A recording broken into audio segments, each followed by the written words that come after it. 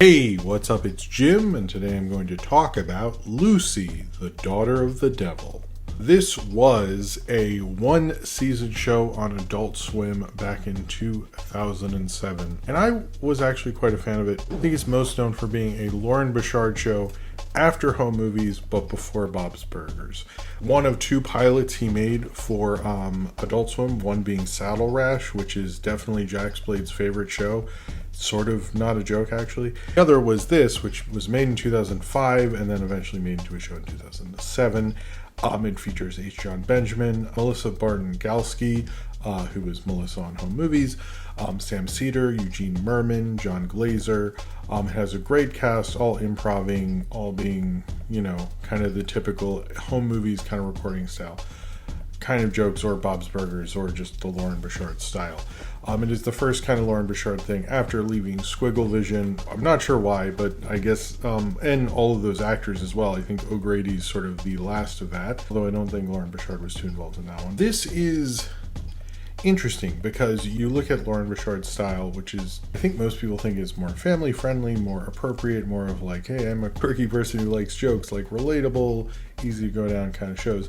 I'm not saying they're bad, but you look at this and this is horror, it's computer animated, very much inappropriate, it's very much an adult show, and it just feels like this weird oddity in I guess it's a filmography of television shows? That doesn't make sense. A TVography?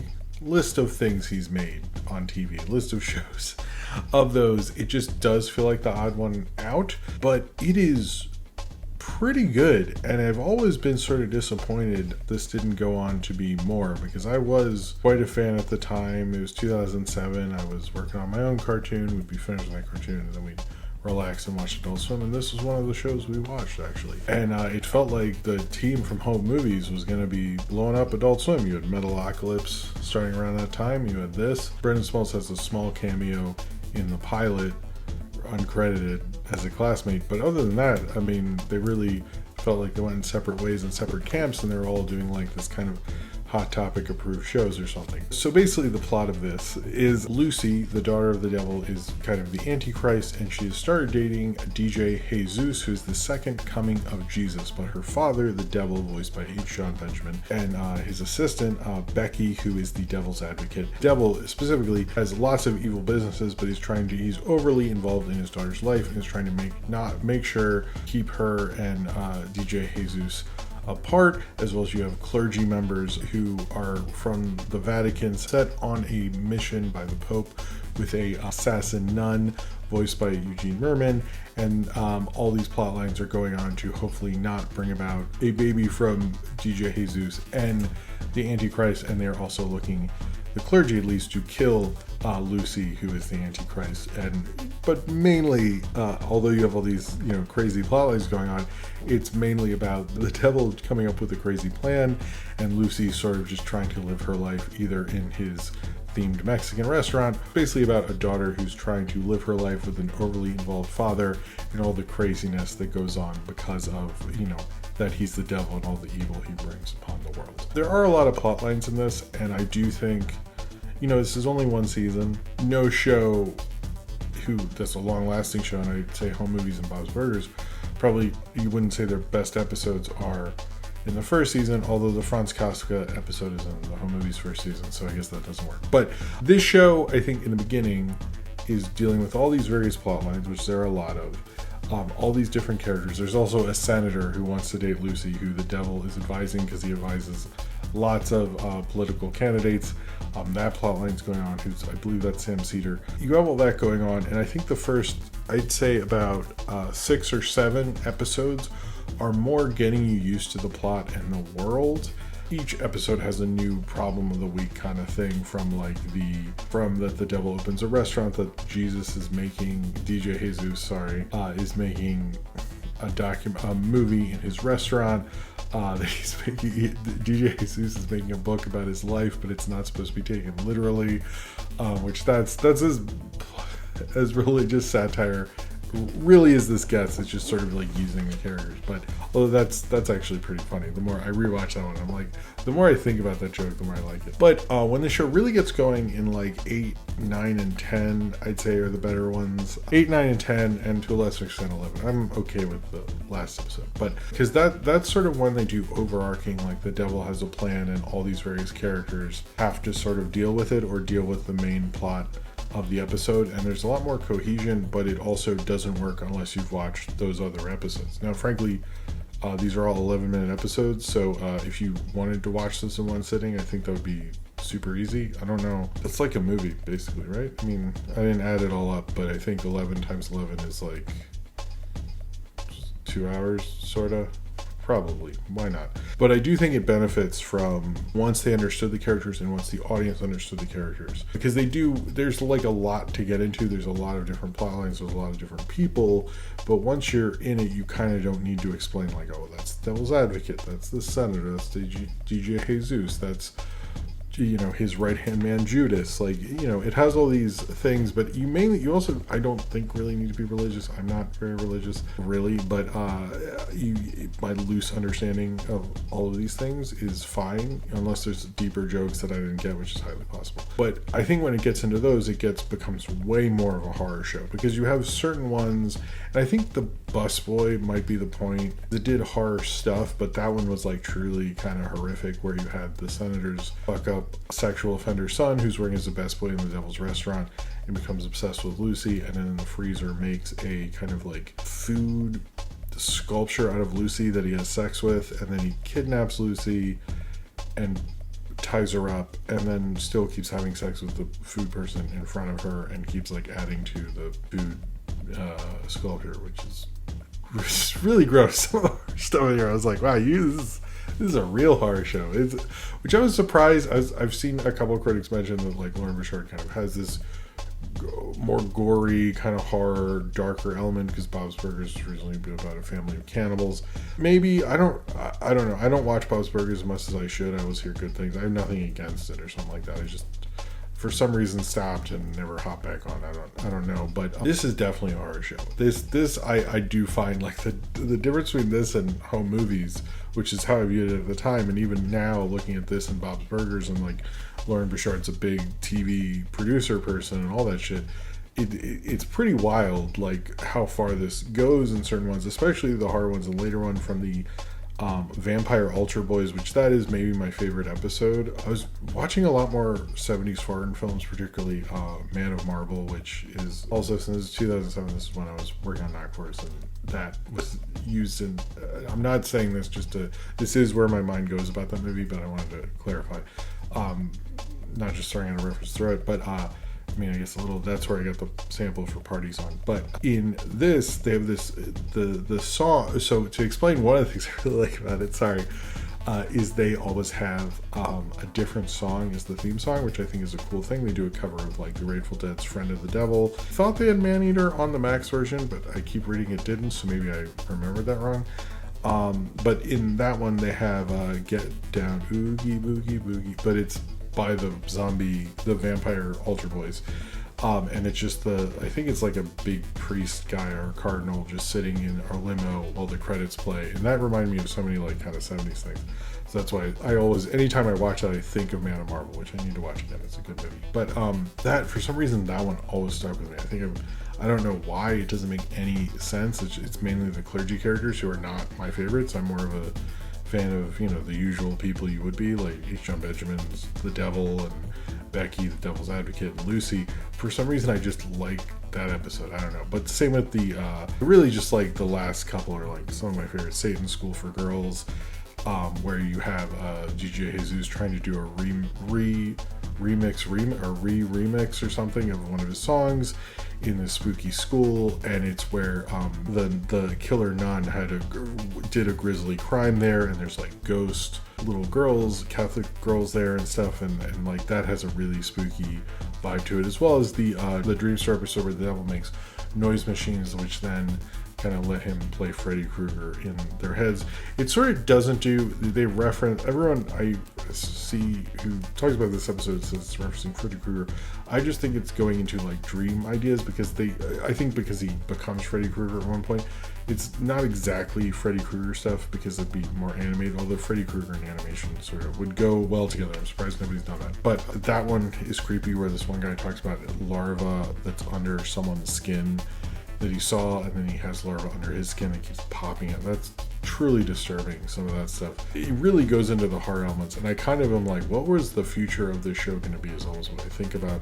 Yeah, it's like, what could have this been? It's like one of the things, like I always wish there was a season 2. Apparently it was sort of canceled in 2009. Lauren Bouchard moved on. This was the first Adult Swim show to have a female protagonist, and it's the first Adult Swim show to be computer animated.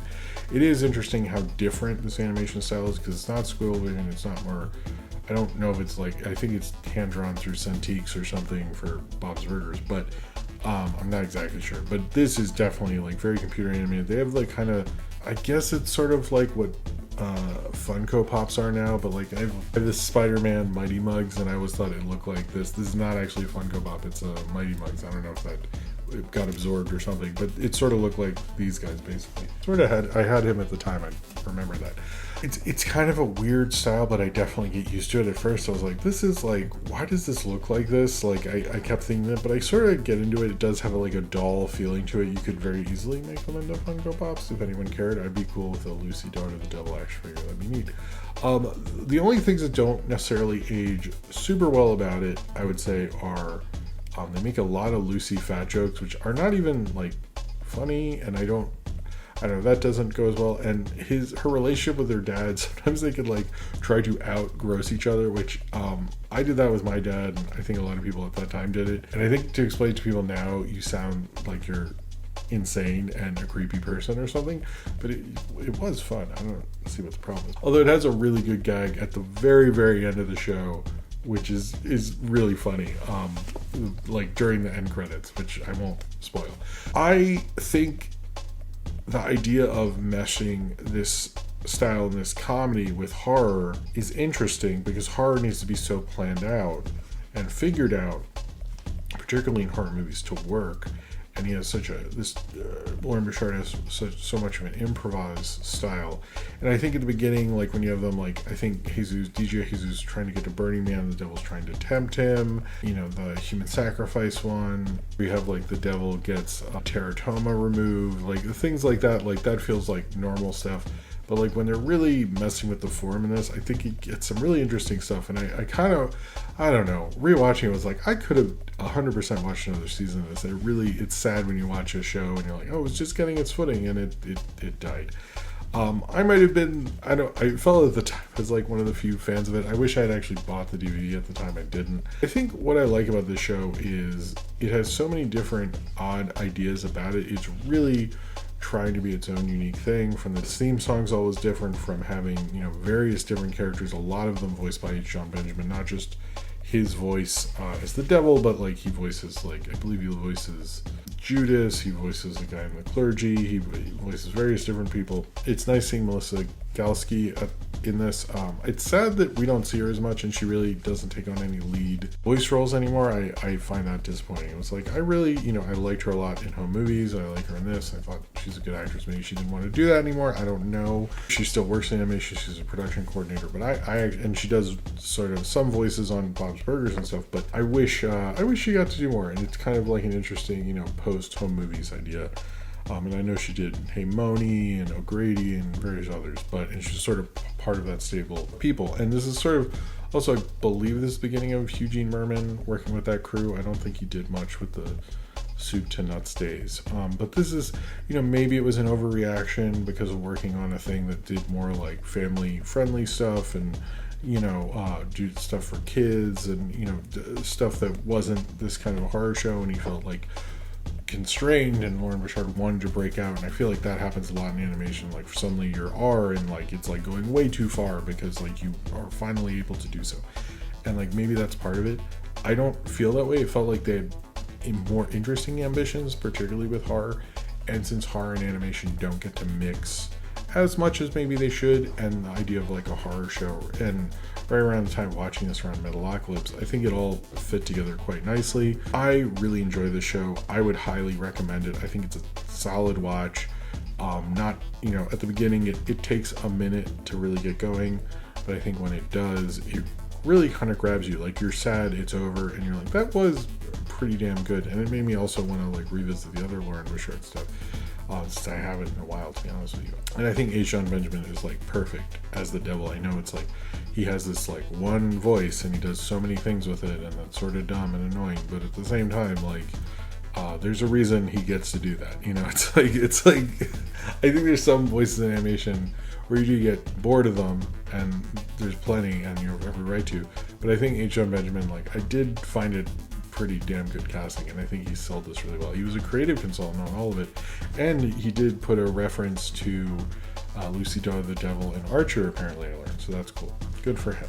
I think this is an unfairly forgotten Adult Swim show. I think it is a really good one. I think it was an interesting idea, and I thought it could have been a lot more, maybe because it didn't really get its footing, and had it gotten to have a season 2, maybe there would be 5 seasons of this. I think it sort of deserved better than what it got, really. I think it was a cool little show and kind of a forgotten piece of history from Adult Swim and Lauren Bouchard, and like, hey, everybody went off and was successful and did fine afterwards, and this was sort of like a weird period for everyone involved, but it's an interesting weird period. It's like, I do find sometimes you find these little potholes in filmographies or televisionographies or whatever, and you're like, what was going on in those couple of years? And then they sort of like bounced out into their next huge thing, and you're like, really, what happened there? And it kind of makes you wonder. It makes you wonder what Lauren Bouchard could do with horror, what they